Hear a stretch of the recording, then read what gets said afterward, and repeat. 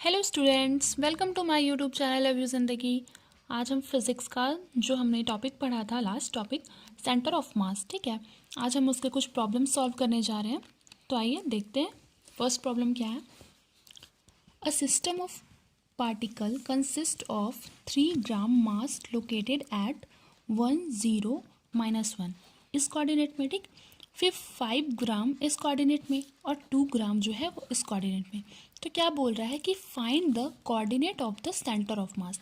हम लोगों को सेंटर ऑफ मास का कोऑर्डिनेट फाइंड करना है, ठीक है। तो यहाँ पे हमारा M1 M2 M3 ये हमारा क्वेश्चन में दिया हुआ है, ठीक है। 3 ग्राम 5 ग्राम 2 ग्राम, ठीक है। और यहाँ पे हमारा ये कोऑर्डिनेट भी दिया हुआ है। अब आइए चलते हैं आगे। सेंटर ऑफ मास का फॉर्मूला हमने ये पढ़ा था, ठीक है।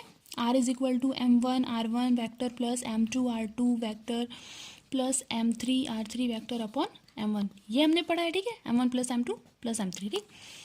अब क्या बोल रहा है कि जो R1 है, जैसे कि यहाँ पोजीशन वेक्टर दिया हुआ है, ठीक है। इस कोऑर्डिनेट से हम R1 वेक्टर को ऐसे लिख सकते हैं, ठीक है। ये तो बहुत छोटे क्लासेस में हमने पढ़ा है। R2 वेक्टर को हमने इस कोऑर्डिनेट से ऐसे लिख सकते हैं और R3 को जो है वो हम ऐसे लिख सकते हैं, I J और K के फॉर्म में, ठीक है। अब जब हम इस वैल्यू को और M1 M2 M3 के वैल्यू को इस R में जब पुट करेंगे, ठीक है, इसके जगह पे, तो ये वैल्यू हमारा आ जाएगा, ठीक है। फिर अब हम इससे मल्टीप्लाई किए, इससे मल्टीप्लाई, इसको जो सॉल्व करें हमारा ये वैल्यू मिला, ठीक है। अब इसको सॉल्व करके हमारा ये वैल्यू मिल जाएगा। 10 को सब में अलग अलग सेपरेट कर लेंगे, ठीक है, I J और K में, तीनों में। तो हमारा कोऑर्डिनेट ऑफ सेंटर ऑफ मास जो है वो हमको ये मिल जाएगा, -1/10 3/10 7/10, ठीक है। ये हमारा आंसर हो जाएगा। ये क्वेश्चन आपको समझ में आ गया। अब आगे सेकेंड क्वेश्चन सॉल्व करते हैं।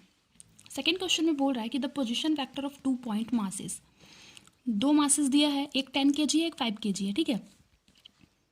आर ये जो है हमारा, ये पोजीशन वेक्टर ये है, ठीक है।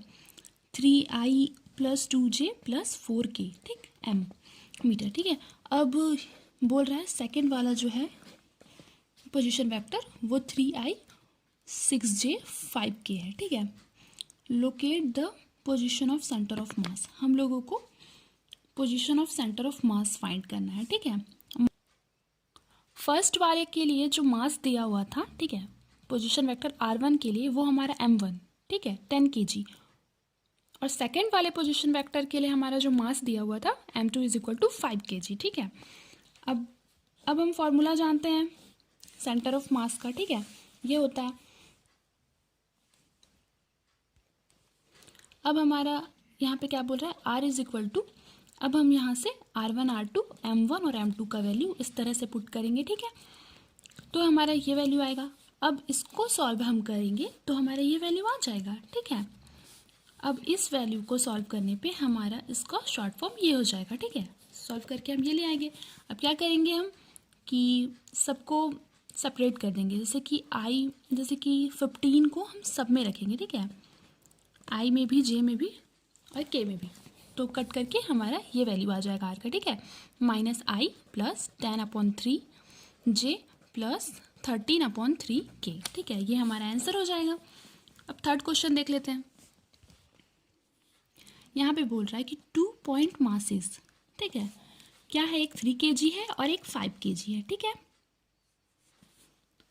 किस पे पोजीशन उसका क्या है, 4 मीटर और 8 मीटर, ठीक है।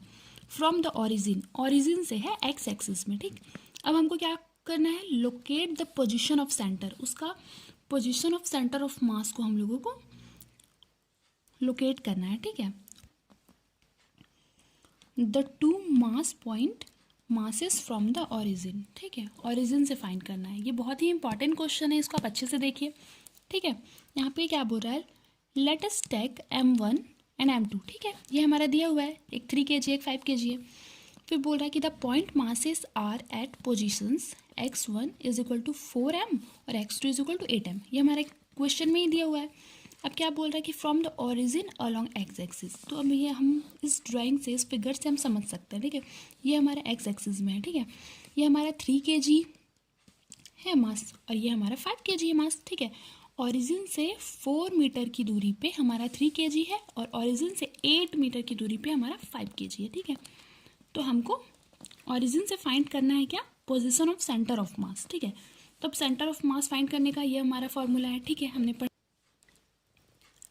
अब हम क्या करेंगे, यहाँ पे m1r1 और यहाँ पे m2r2 का वैल्यू रख देंगे, ठीक है, सेंटर ऑफ मास की जगह। तो हमारा ये वैल्यू आ जाएगा और इस वैल्यू को सॉल्व करेंगे तो हमारा ये वैल्यू आ जाएगा, ठीक है। इसको हमने सॉल्व किया तो हमारा ये आंसर आया, ठीक है। ये हमारा आंसर हो जाएगा सेंटर ऑफ मास, ठीक है।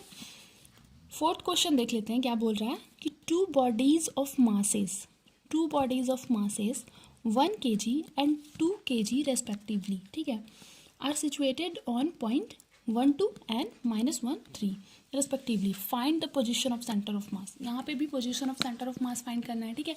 सारे क्वेश्चन सेम ही है, बस थोड़ा थोड़ा डिफरेंट है। किसी में कोऑर्डिनेट दिया हुआ है, किसी में पूरा ही इक्वेशन दे दिया हुआ है, किसी में नहीं दिया है, ठीक है। आप इसको अच्छी तरह से समझ लीजिएगा कैसे किसको सॉल्व करना है।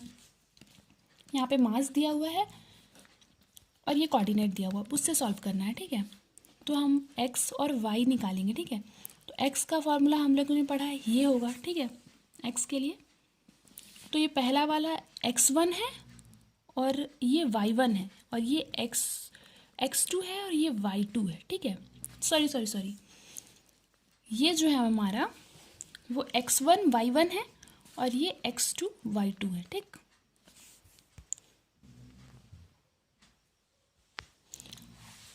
अब हमारा x के फॉर्मूला पे अगर हम ये रख देंगे, ठीक है, तो हमारे ये वैल्यू आ जाएगा -1/3, ठीक है। और y की जगह पे y का फॉर्मूला होता है m1y1 + m2y2 upon m1 + m2, ठीक। इसके जगह पे भी अगर हम m1y1 और m2y2 का वैल्यू और m1 + m2 का वैल्यू रखेंगे तो हमारा 8/3 हमको मिलेगा। तो इसी तरह से हमने फाइंड किया position of centre of mass -1/3 8/3।